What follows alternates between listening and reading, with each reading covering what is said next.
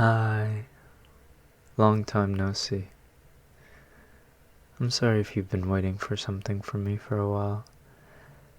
I'm so glad that I was able to come back and bring you this work. I think a lot of things in my life just got in the way where they were unmovable, or I couldn't interchange it or put it away long enough to come back and do this. So I was finally able to find a window, and I'm really glad that you're here right now. I'm really glad that you're able to be here with me. I wanted to ask you, how's your spring been so far? I know we're already well into April. Can you believe that? A fourth of the year already through its way. How do you feel about the year so far? Do you feel your mind any bit clearer from when the year started? Do you feel like you've made progress in any of your work, or maybe your school?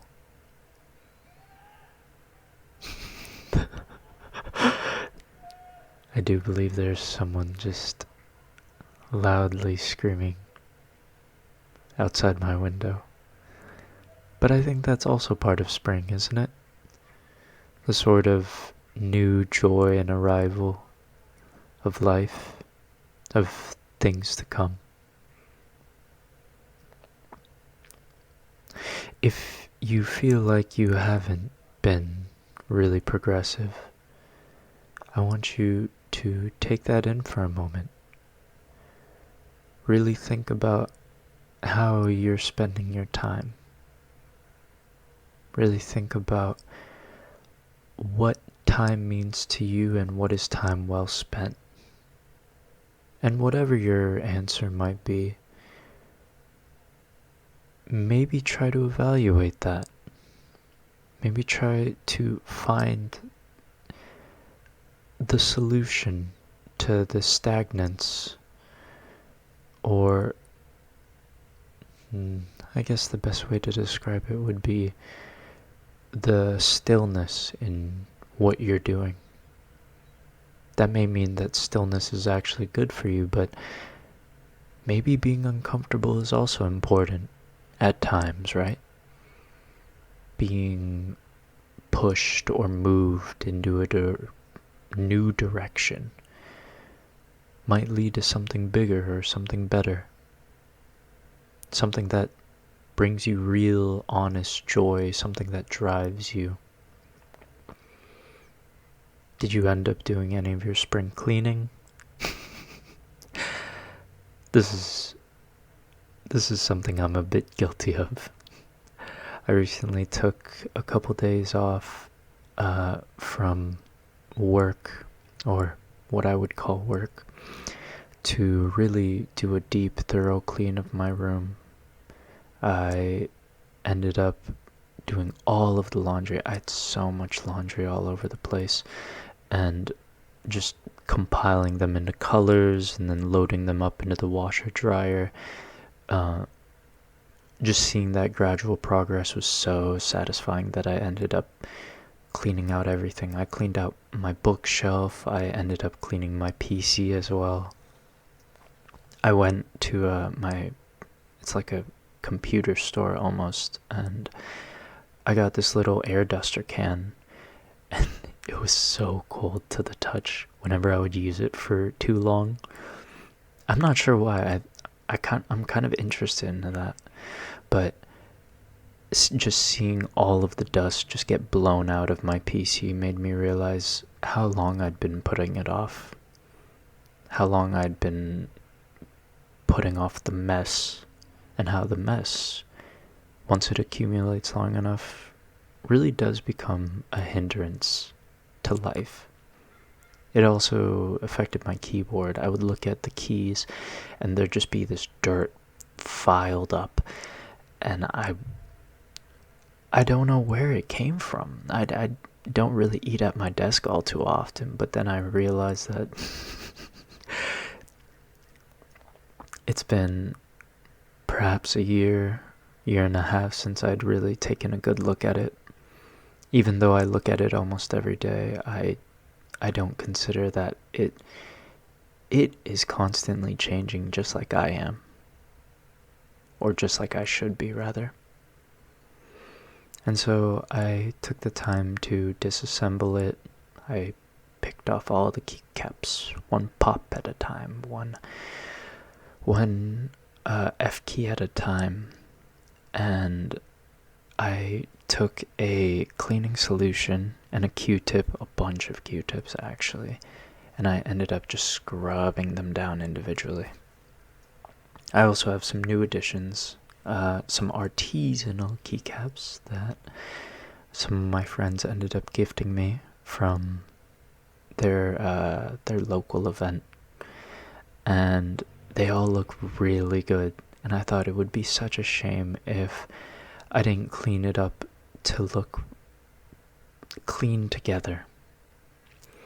I found so many hairs underneath like the baseboard, and I was just like, oh gosh. I still haven't gotten a haircut, so that's probably the next item on the list. But as for the rest of the room, I took off all of my sheets, I cleaned them, and I do that pretty frequently already. Like, I clean those about once every 2 weeks, but I think at this time it had been around a month, a little over a month actually, since I'd done that, just because whenever I came home from work, all I would do is flop into my bed like full on seal style and just knock out. I would have no energy to even like wrap the blanket over my body, or sometimes I don't even change out of my clothes. There was a time a couple of years ago where I was living so degeneratively, where I used to work nights, and whenever I would get home at night, I wouldn't even go into my bed because I knew that my clothes were dirty. So what I would do is, like the true snake that I am, I would just take off all my clothes, file it into a corner right next to my hamper. Not even the hamper itself. I couldn't be asked to even lift the hamper open. I would collect it next to the hamper, rip the blanket off of my bed, and just sleep on the floor. And whenever my roommates would find me, they'd say, "What are you doing? Like, how did you end up over there?" I was like, I just can't. And I think I've really evolved since then. I've evolved my nest since then, where I don't do that, or at least not as like extensively. But I think spring is a really important time to reassess.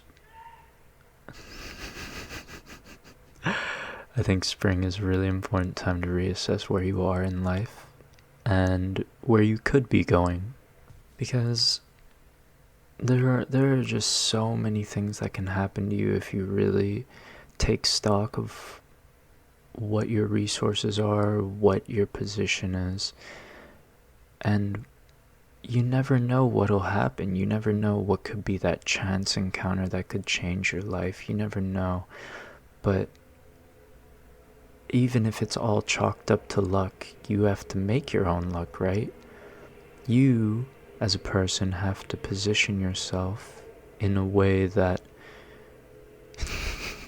you have to get out there, you have to touch grass sometimes in order to really start meeting people. I know the internet's this big, great thing, and if you're listening to this, let me be the first to say I am an advocate of the internet. I think it is probably the greatest thing humanity has ever invented, at least modern humanity, because it allows borders and barriers to be removed in such a way that people who didn't have means to express themselves finally have a way to do it. And I think where we currently are with technology isn't that great, because everyone's trying to remove humans from the process, but humans are what make the process so great. Being able to talk to people, being able to interact with people, it's what makes the internet so fun, and I don't think we should remove people from that at all. I want you to also take a moment to look at your trash, because let me say right now, trash hides in places you would never expect. And just being able to see like where your trash is and where your trash could be does a number on you. Let me say that right now. It does a number on you when you realize how many receipts, how many like forgotten tissues, how many like empty bottles you just forgot to pile in your recycling. And once I had those cleaned out, I genuinely felt better about myself. I genuinely felt better about like where I stand in relation to my belongings. And this next part's a little bit more unique for me, but I really enjoy vacuuming. I'd been forced, I guess, as a child to clean the house, but I realize now how impactful it is and how helpful it is in just being aware of your surroundings and having like respect for your surroundings, because not everybody does. Not everybody treats their place with respect. Not everybody treats themselves with respect. And it's something you need to be taught. It's not something you just grow into or eventually have. You need to witness it. And so I went I went the extra mile, I guess you could say, and I pulled out my vacuum and ended up just vacuuming for about 30 minutes to an hour, somewhere in between there. And the feeling when you have very soft carpet just graze your feet is absolutely bliss. It's so peak. It's so beautiful to just not feel that coarse fibers brush up against your feet. And that's probably another part of me, like just loving ASMR, is that I really love tingles and sensory details like that. Like every little thing, body tracing, anything that really soothes me through a tactile sense is always so top tier. I think that's a big part why I love spring cleaning. I love cleaning so much because when you have such sleek surfaces and such it doesn't need to be uniform, by the way. When you have such sleek and just reflective surfaces, it almost calms me down in a way. Like, oh, I don't have things constantly blocking my view or like inhibiting my vision. And then that allows me to provide a clearer vision on the other things that I'm doing. So I want you right now to take stock of your desk. I want you to see how much paper is on top of it. I want you to look at your mouse pad if you have one. And I want you to just brush your hand over it. Just trace over it and see if you leave any streaks or marks. Any white lines are left over. That's probably a good sign that you need to clean it. And it's very simple. You just have to dunk it in water and yeah, just let it dry out for a little bit. Trust me, the feeling when your mouse glides over a clean mouse pad is like, that's like top 3 feelings for me. Because I love playing video games like a decent amount. And I play all kinds of games, right? I play shooters, I play MOBAs, I play action RPGs. I play pretty much anything that requires your mouse to skate over or glide over. So if you've been feeling like your movements have been bogged down, try to take a look at your mouse pad. Try to look at the skates of your mouse. I'm not saying you need to buy new ones, but just take a Q-tip or take a paper towel or even a tissue paper and just clean out that little dirt that's been accumulating. You never know, it might actually make a very big difference. I notice that for me whenever I play what's a good game? I've been playing a lot of Zenless Zone Zero actually. And while most of the movements are very I guess you could say automatic or locked on, that doesn't mean you don't need to change your camera's POV a lot. And so really being able to clean that out, I could feel the difference in like my hand movement, and it helped me get better completion times on later events. If you're also a big, I don't want to say gamer. That's such a strange word for me to use, because I don't think gamers, oh my gosh, I don't think people who play video games should be labeled as such, because video games should be for everyone. Games should be accessible to everyone. But if you do play a lot of video games, look at your library. Look at the games that you've been putting off for a little bit, or for a long time. Maybe it was a $30 game or a $40 game that you never got around to. Go and finish that game.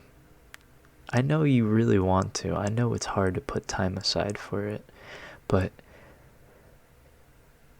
there are so many stories out there that you need to experience. And if you decided to put money into hearing those adventures and those stories, you owe it to yourself to witness the full thing. And I think that's a really big part about content nowadays, is that there's so much available. And I know that's really stressful for some people, because they're almost torn between where to put their time. You know, should they put it in movies? Should they put it into video games? Should they put it into TV shows?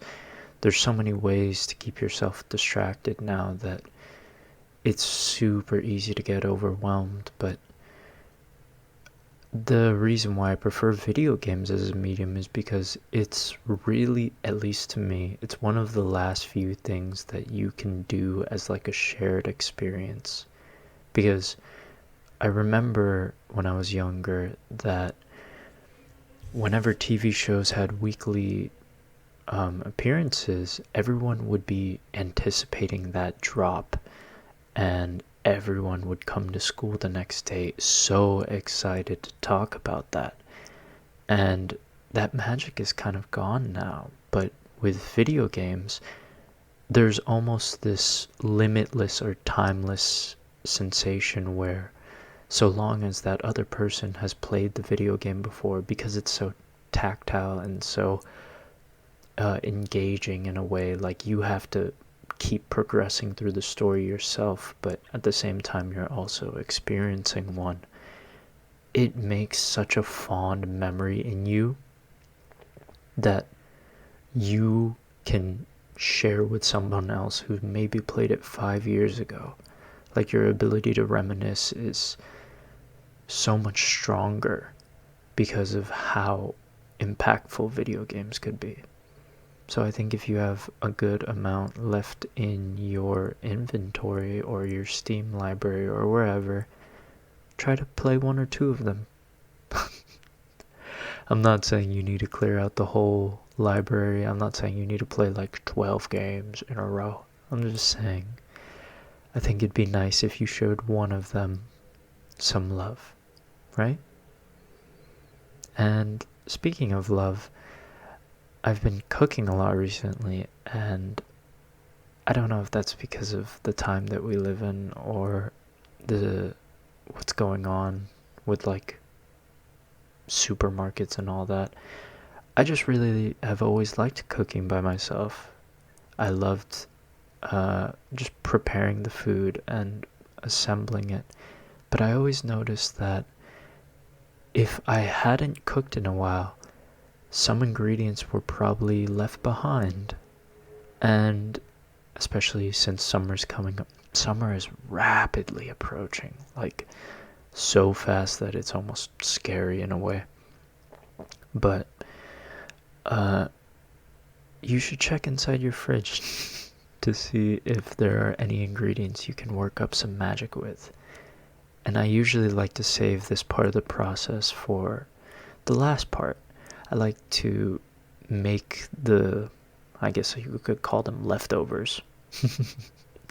I like to make the leftovers into something like a magical or a special meal at the very end of my spring cleaning process, because it really is the coup de grace of the entire session, really. I start from my room to myself and then to the kitchen, where I can just go crazy with it. And when I'm done, I get to clean the kitchen afterwards too. But the meal is the real reward of the whole process, where I can just sit and lay back and enjoy that meal. If I want to rot afterwards, I can, because at least I know the rest of my space is pristine. It is just absolutely immaculate to look at. So that was all I really wanted to, I guess, poke at you today for. I want you to feel like someone's looking out for you. And I am. Even if you don't think I see you, I see you. I see every one of you that engages with this. And again, thank you. And I'm going to leave this off with a little note that even if you don't get around to all of your spring cleaning, I'm really proud of you for making it this far into the year. There's so much happening in the world, and it's very hard to avoid it. But if you are still here, if you're still with us, know that I'm always rooting for you, and I will continue to do so.